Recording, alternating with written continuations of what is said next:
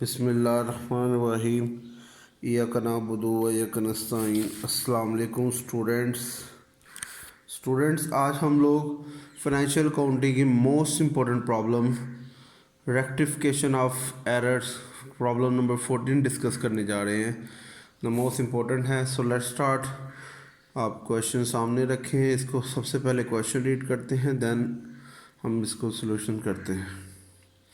In taking out a trial balance, a bookkeeper find that he is out of 800 exceed debit। तो 800 rupees debit में exceed हो गए। Being desirous of closing his books, he places different to newly opened suspense account. It the next period that he discovered the following discrepancies।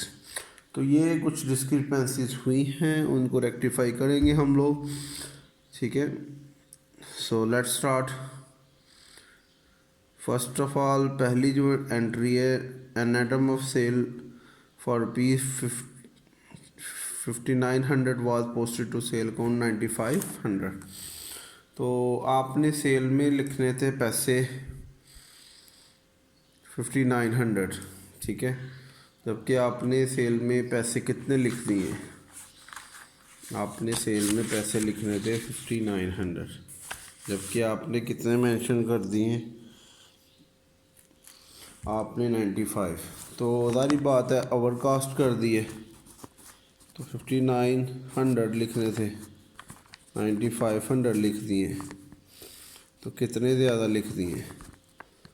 इसको minus करेंगे तो 3600 आएगा, ठीक है। तो ये इसका कॉन्सेप्ट है।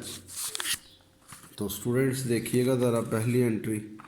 अब जब आपको मैंने बताया हुआ है कि अंडर कास्ट और ओवर कास्ट का कॉन्सेप्ट, आपने ज़्यादा लिख दिए, सेल्स अकाउंट क्रेडिट होता है, लेकिन जब आप कोई चीज़ ज़्यादा मेंशन कर देते हैं तो फिर क्या होगा, उसको रिवर्स किया जाता है। तो ओवर कास्ट में एंट्री रिवर्स हो जाती है, तो सेल क्रेडिट थी, अब क्या हो जाएगी डेबिट। तो ये आपके सामने, ठीक है, क्लियर आपको।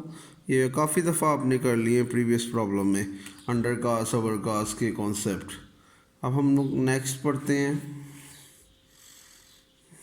The total of sale return book has been added 100 short.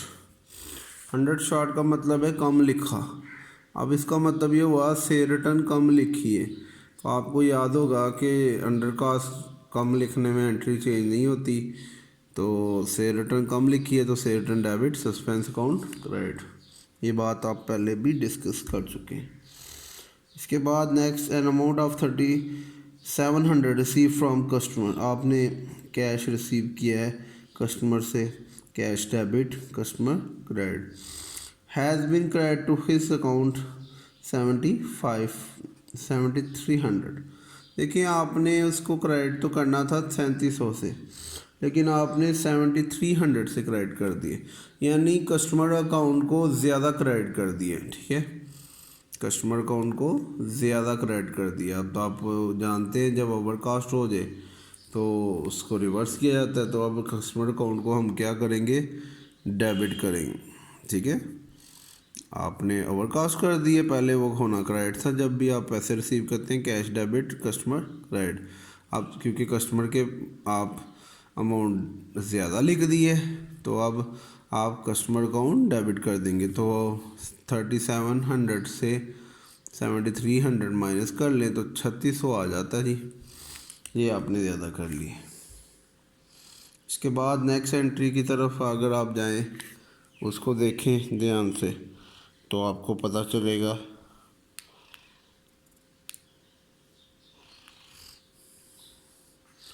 Next entry हमारे पास है 1,50,000 paid for purchase building. Building purchase की है, बिल्डिंग डेबिट, कैश क्रेडिट होता है।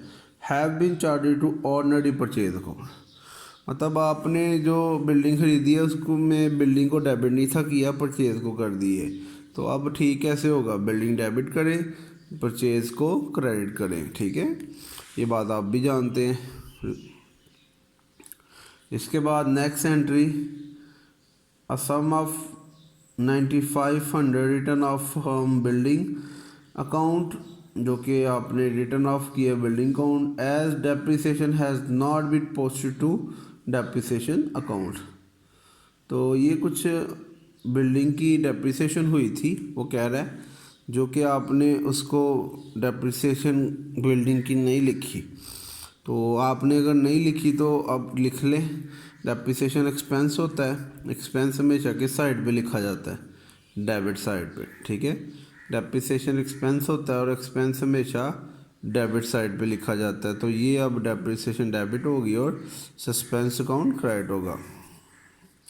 लास्ट वाली एंट्री देखें, an amount receive from debtor 9700 has been debit to his account as ₹7900।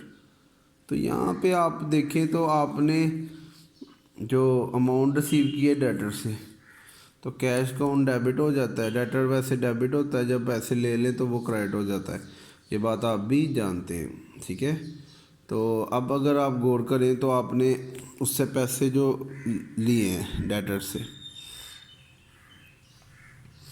तो उससे 9700 लिए, लेकिन उसके अकाउंट को जब आप पैसे लेते हैं तो क्रेडिट करना होता है, ठीक है। तो आपने उसे पकड़ के डेबिट कर दिए, करना तो क्रेडिट था उसके अकाउंट को, आपने डेबिट कर दिए। तो आप जानते हैं जब आप किसी अकाउंट को जिसको क्रेडिट करना हो डेबिट कर दे तो फिर ठीक कैसे किया जाएगा, फिर आपको डबल अमाउंट से ठीक करना होता है। ये बात मैं आपको प्रीवियस एंट्रीज में बता चुका हूँ कि जब आप किसी अकाउंट को आपने अगर क्रेडिट करना, जैसे आप डेटर से पैसे लिए हैं तो डेटर क्रेडिट होना था, लेकिन आपने उठा के उसे डेबिट साइड पे लिख दिए, होना तो क्रेडिट था। तो अब ठीक कैसे होगा, अब ठीक होगा कि आप डेटर को क्रेडिट करें, लेकिन देखिए डेटर को क्रेडिट करना है तो डेटर्स डबल अमाउंट से होगा, क्योंकि डेबिट साइड पे लिख दिया आपने, नहीं था लिखना। तो अब डबल अमाउंट से आप करेंगे, 9700 प्लस करें तो 17,600 आ जाएगा। तो ये तो हमारा था रेक्टिफिकेशन ऑफ जर्नल एंट्रीज। अब नेक्स्ट अगर हम देखें, give the rectification entries and prepare suspense account. उसने कहा है सस्पेंस अकाउंट भी बनाना है, ये हम बनाने लगे हैं।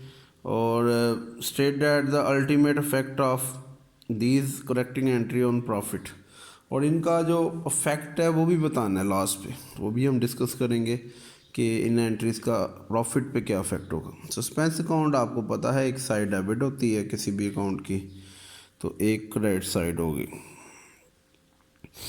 तो ये डेबिट साइड है, ये क्रेडिट। अब सस्पेंस अकाउंट आप जर्नल एंट्री से ही डिस्कस करते हैं। सबसे पहली एंट्री देखें, सस्पेंस कहाँ पे आया, क्रेडिट साइड पे, किसकी वजह से सस्पेंस क्रेडिट हो रहा है, किसकी वजह से, सेल्स।